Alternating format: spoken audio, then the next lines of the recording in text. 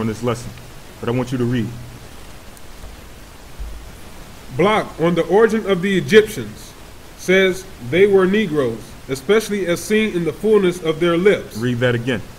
Block on the origin of the Egyptians says they were Negroes. So Block, who was a Grecian historian, said that the Egyptians were black. And he says that they had thick lips. Read on. That says they were Negroes, especially as seen in the fullness of their lips. So it says they were Negroes, and it was especially seen through the fullness of their lips. So they had full, thick lips like you see that the Negroes in America might have today, or Negroes throughout the earth might have today. To let you know that the Egyptians were people of color and that they had Negro features. So that's why when Joseph was amongst them, his brothers was not able to recognize him. Read on. This characteristic is nothing else but proof of the Negroid origin of the Egyptians and consequently of their African origin. So it says, this characteristic is nothing else but atavistic proof of the Negroid origin of the Egyptians, consequently of their African origin. Read on. It is the same with the enlarged base of the nose and its lesser height. He cites as further proof the Egyptians, though healthy, large, and robust, were clumsy in their forms and coarse in their features.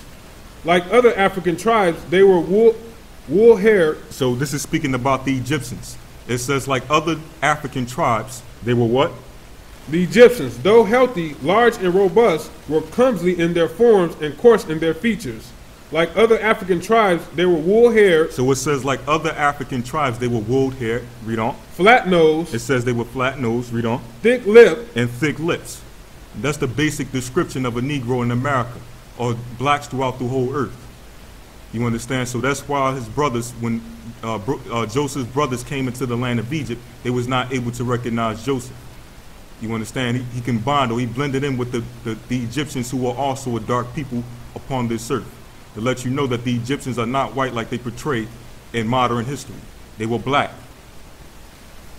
That's it on that. Let's get Exodus chapter 2, verse 19. And we really don't have to go through all these scriptures, but this basically gives you an idea of what the children of Israel actually look like according to the Bible. Exodus chapter 2, verse 19. And they said, an Egyptian delivered us out of the hand of the shepherds. So it says, and they said, an Egyptian delivered us out of the hand of the shepherds. This is two Midianite women coming to their father, Ruel, or who would later be called Jethro, coming to their father and letting them know that they were saved out of the hand of an Egyptian, or who they thought was an Egyptian.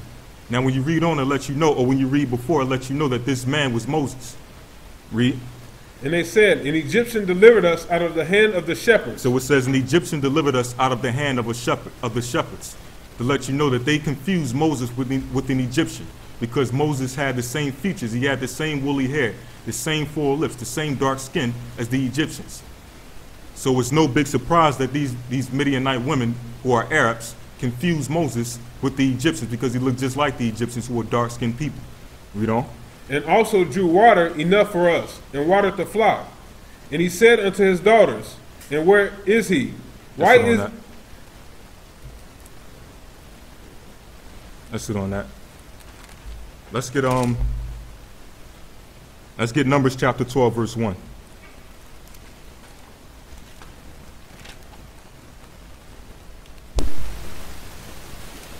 But before you get that, let's get Exodus chapter 4, verse 6.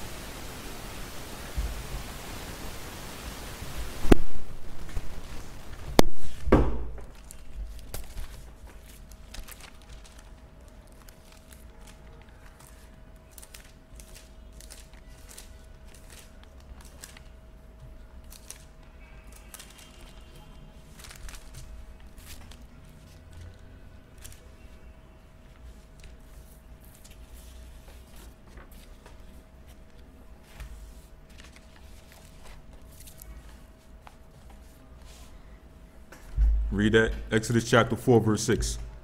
Exodus chapter 4, verse 6. And the Lord said furthermore unto him, put now thy hand into thy bosom. Most High showing the miracle unto Moses. He says, and the Most High said furthermore to him, unto him, put now thy hand into thy bosom. So the Most High is telling Moses to put his hand inside of his bosom. This is one of the miracles that the Most High showed Moses during when he first started conversating and dealing with Moses. Read on. And he put his hand into his bosom, and when he took it out, behold, his hand was leprous as snow. Read that again. And he put his hand into his bosom. So it says he put his hand into his bosom. So he put his hand into his bosom, and what happened? Read on. And when he took it out, behold, his hand was leprous as snow. So this was the miracle that the Most High was showing Moses. He said that when he put his hand into his bosom, first he told him to put his hand into his bosom.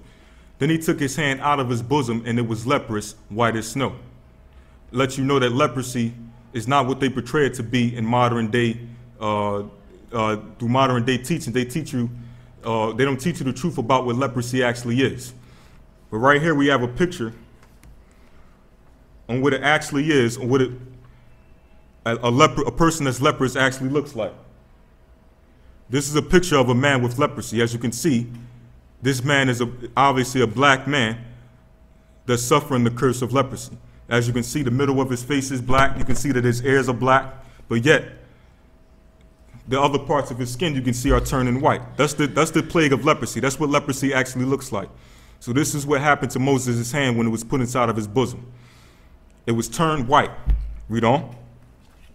And he said, put thy hand into thy bosom again. So he told him to put his hand into his bosom again. Read on.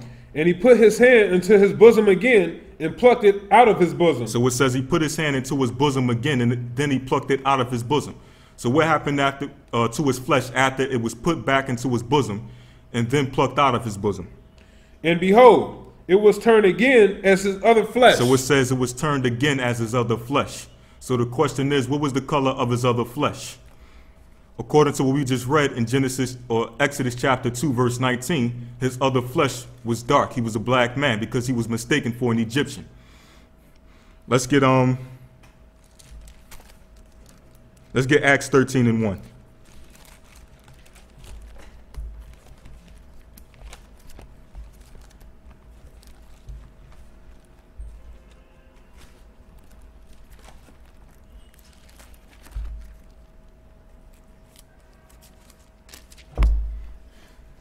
We're in Acts chapter 13, verse 1.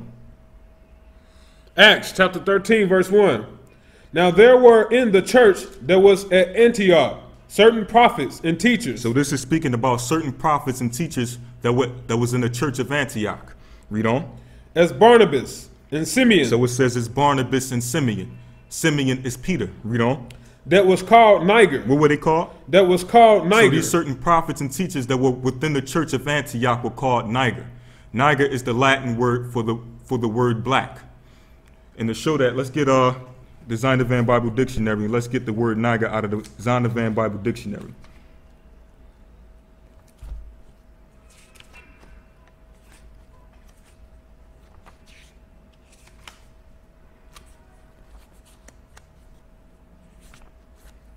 To show you that the apostles and the disciples were black also.